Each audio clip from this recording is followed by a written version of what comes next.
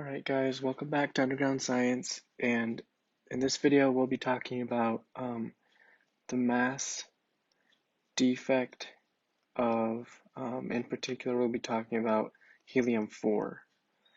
Alright, so this is the mass defect of helium, actually no, let me write it like this, mass defect of helium-4.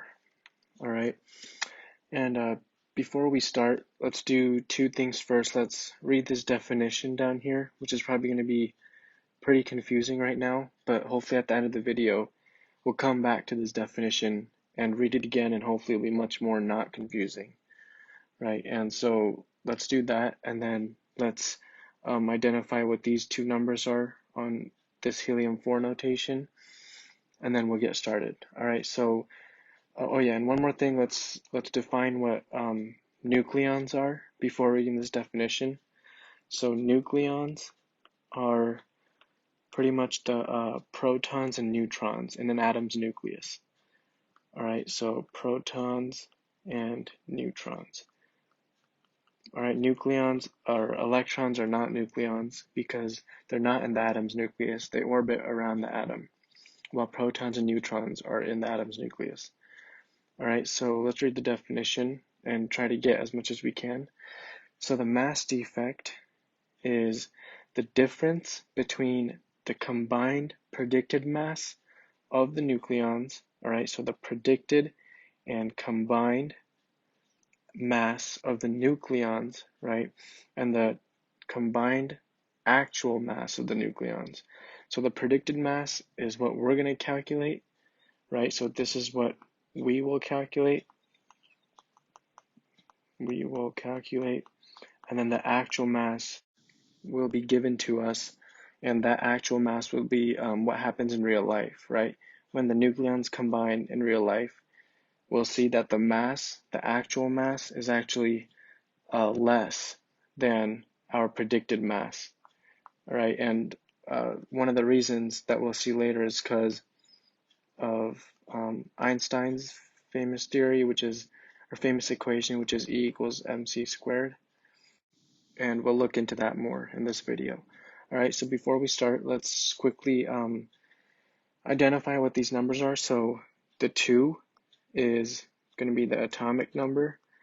All right, the number on the bottom is the atomic number, and usually you'll see this denoted as Z, right? It's just a way to denote the atomic number. And the 4 up here, the top number, is going to be our mass number, which is also denoted as A. All right, so mass number and atomic number. Now, the atomic number is also the number of protons the atom has. All right, so number of protons, right, that atom has. Actually, that's too much. I'll just say the number of protons the atom has, right? And also, if the atom's neutral, right, with no formal charge, if it's neutral, then the atomic number is also the number of electrons the atom has, all right? And one last thing, to calculate the number of neutrons an atom has, we just have to subtract the mass number minus the atomic number, all right? So number of neutrons an atom has is going to be the mass number, which was A, right? That's what we said we can denote it as, and minus the atomic number, which is also denoted as Z. So A minus Z is equal to the number of neutrons. And for helium-4, let's calculate it for helium-4. The mass number is 4, and the atomic number is 2. So that means helium-4 has 2 neutrons in its nucleus. All right, sweet. So we got 2 neutrons, 2 protons, and 2 electrons for helium-4. All right, so let's go ahead and get started. First, let's start by going through the definition again. So the mass defect is the difference between the total or combined, right? That's a key word that we have to keep in mind. Combined predicted mass, which is what we'll calculate right now, of the nucleons. All right, so we have to calculate it like they're combined. So the protons and neutrons, the mass of the protons and neutrons have to be combined. So we have to add the masses together. Well, to do that, we have to know what the masses are in the first place. So the mass of one proton is about 1.007 atomic mass units, which is just another form of units for mass. And then the mass of one neutron, right, which is our other nucleon, is about 1.009 atomic mass units. All right, and electrons aren't nucleons, but we can still put the mass of an electron in also. It's actually pretty very less massive compared to protons and neutrons. One electron is 0.0005 about, right? 0.0005 atomic mass units. So as you can see, it's much less massive than a proton or a neutron. All right, it's almost zero.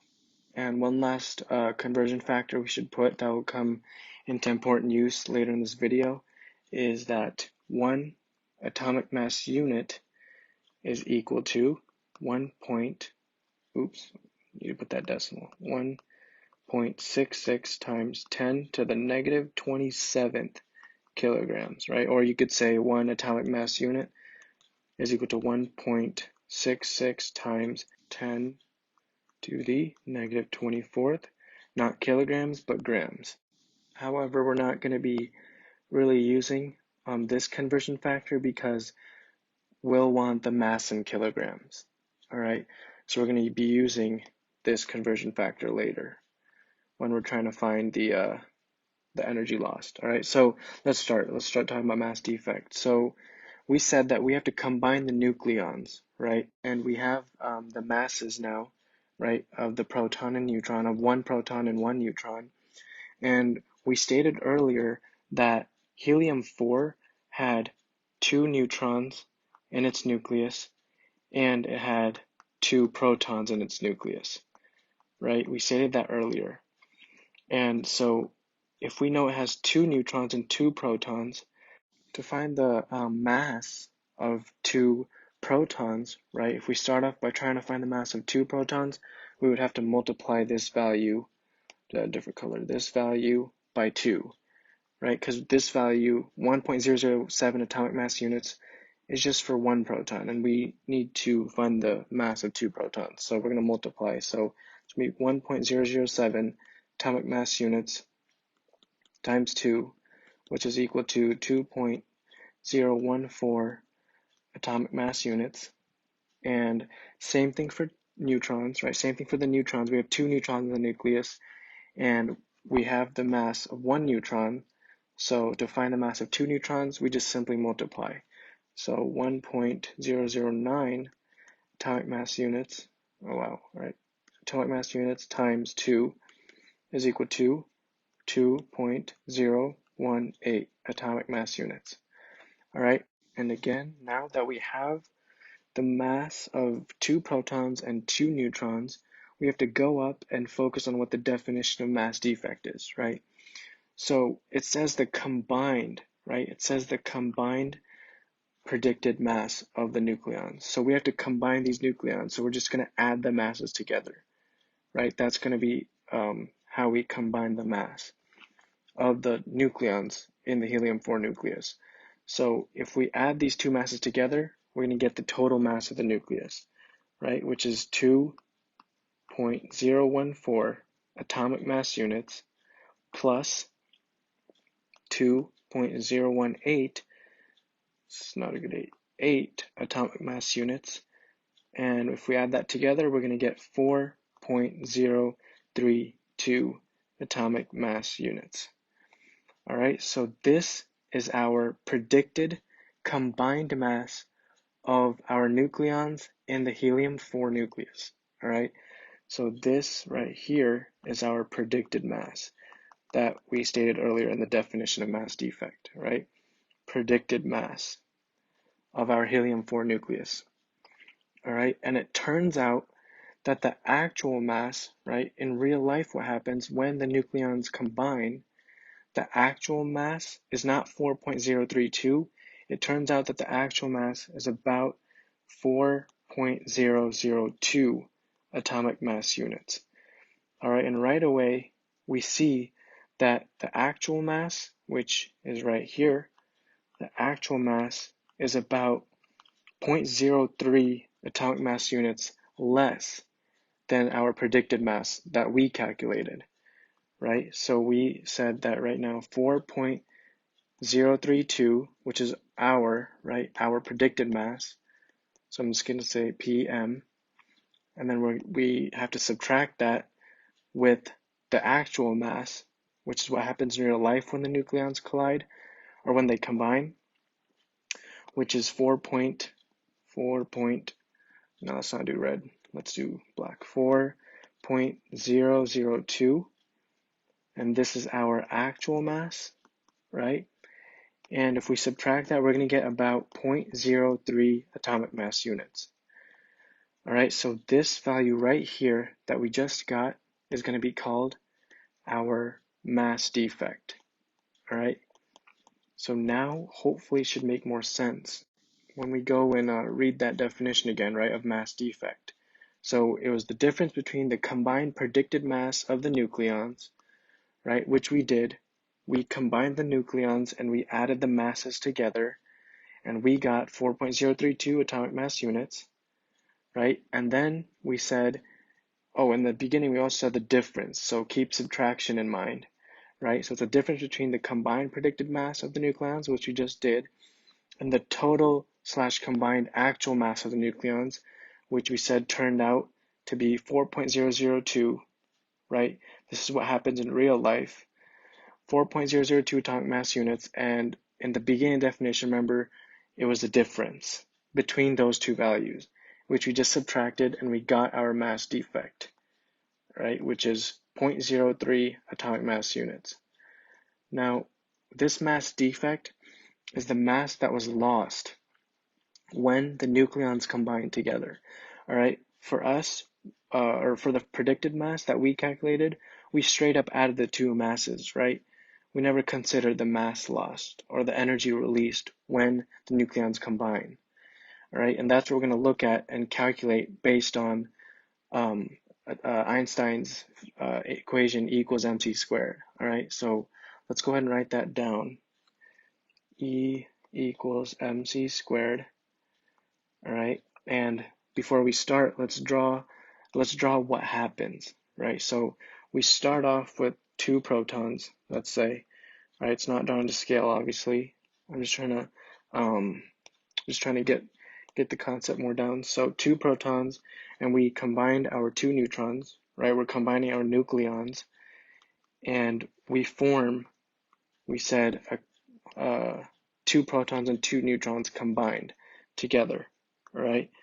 So 2 protons, and we have our 2, actually let me do it the same color, because that would make more sense. And then, so we got our 2 protons, and then our 2 neutrons combined, right? And the important thing that we have to put in is that when the nucleons combine, energy is released, all right? So energy is in the product side of the equation. So that tells us that this reaction would be exothermic, all right, because energy is released. It would be endothermic if energy was in the reactant side, but it's not. All right, so pretty much the mass lost, right, which is the mass defect, becomes our energy released. All right, and we'll see how in just a moment. So let's actually calculate how many kilograms 0.03 atomic mass units is. So to calculate that, we have to go up and look at our conversion factor that we wrote, which was right here. All right, so 1 atomic mass unit is equal to 1.66 times 10 to the negative 27 kilograms. All right, so let's go ahead and use that in our calculation. All right, so 1 atomic mass unit is equal to 1.66 times 10 to the negative 27th kilograms. All right, and let's set up a little equation, you could say, to find out how many kilograms 0.03 atomic mass units is. So 0.03 atomic mass units is how many kilograms, right? So let's solve for x, just cross multiply, right? So like that, and we're going to get x equals 0.03 times 1.66 times 10 to the negative 27th.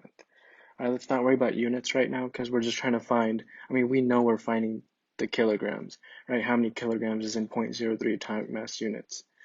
So we're just going to multiply that and we're going to get 4.98 times 10 to the negative 29th kilograms. All right, so there in 0.03 atomic mass units, there's about 4.98 times 10 to the negative 29th kilograms. All right, so that is our mass that was lost in kilograms when the nucleons formed. All right, so mass lost when nucleons combined and formed together. All right, in kilograms. Now what we can do is we can use this mass, this value right here, and see what the energy released was, right, in joules. All right, let's actually write that down. So energy is going to be in joules, mass, we just calculated, is going to be in kilograms, and c is the speed of light, which is going to be in meters per second. All right, so we can see, or we're going to calculate and see that how many joules of energy is equal to 4.98 times 10 to the negative 29th kilograms, according to E equals mc squared. And that answer that we get is the amount of energy released when the nucleons form and combine. All right, so let's go ahead and calculate the energy using this equation. So we'll say E equals 4.98 times 10 to the negative 29th kilograms, right? And we have to multiply that by the speed of light, which is around 3 times 10 to the 8th. And then we can't forget a very important thing, which is to square it. And on top of that, the speed of light has units also. Obviously, it's meters per second. And we have to square the meters per second unit also. All right, so now let's multiply that together. All right, so 3 times 10 to the 8th squared times 4.98 times 10 to the negative 29th kilograms, right? And this is meters per second, right? The speed of light is going to be equal to about 4.4, oops, where's my decimal? 4.482 times 10 to the negative 12th kilograms. And then this is very important, we can't forget meters per second.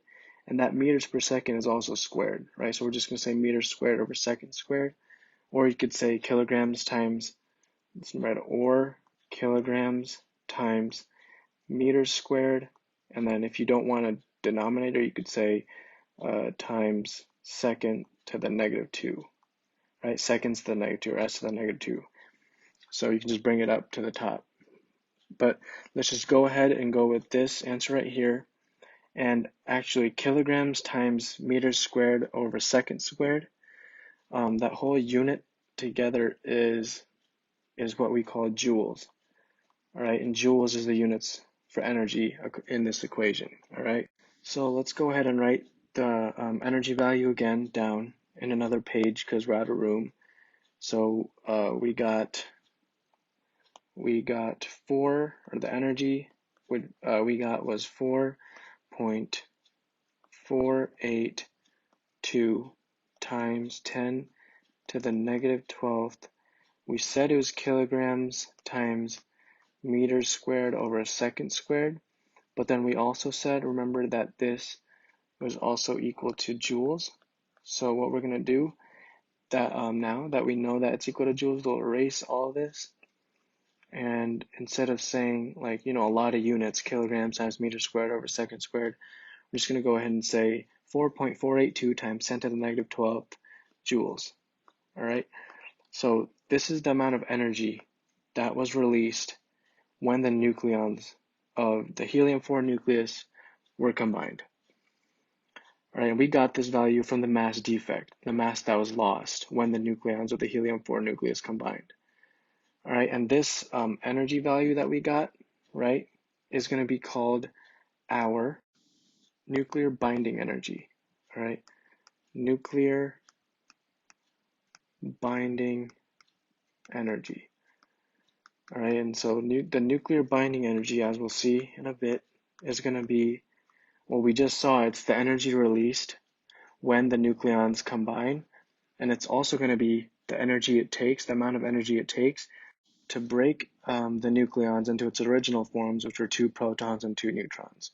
So let's go ahead and look at that real quick. So on the previous page, we said that we start off with just 2 protons and let's do red, 2 neutrons, right? And it's not down to scale.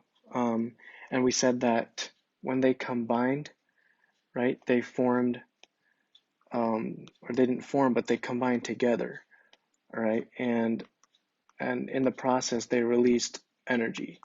And this energy was what we calculated based on the mass defect, which is our nuclear binding energy. All right. What can also happen, though, is that when we have these 2 protons and 2 neutrons, right, in our helium-4 nucleus, we can also use that nuclear binding energy, right? We can also use that. Let's get rid of this. Yeah, there you go. We can also use that nuclear binding energy to break apart these combined nucleons in the helium-4 nucleus, and we can break it apart into its original forms, which were 2 protons and 2 neutrons. Right? Let's go. What the heck? All right, there you go, and 2 neutrons. So it could be used both ways, and this is also our nuclear binding energy too. All right, so also one extra thing we should add is that the top reaction right here is exothermic because energy is released. And the bottom reaction right here is endothermic because energy is in the reactant side and it's used. All right, endothermic and exothermic reactions. All right, so that's pretty much mass defect for you guys. And we saw how we used the mass defect, right, to calculate the amount of energy that was released using E equals mc squared. And then we also talked about that energy being the nuclear binding energy, and we saw how it can act in both ways, the nuclear binding energy is the energy released when the nucleons combine, and it's also the energy that we can use to break apart those combined nucleons in the helium-4 nucleus and bring it back into its original forms, which are 2 protons and 2 neutrons. All right, sweet. So that was a lot, and in my future videos that I'll make, I'll probably be talking about the different types of radioactive decay and quantum numbers and other cool topics, and bio and biochem, and probably physics too soon. So I really hope to see you guys there.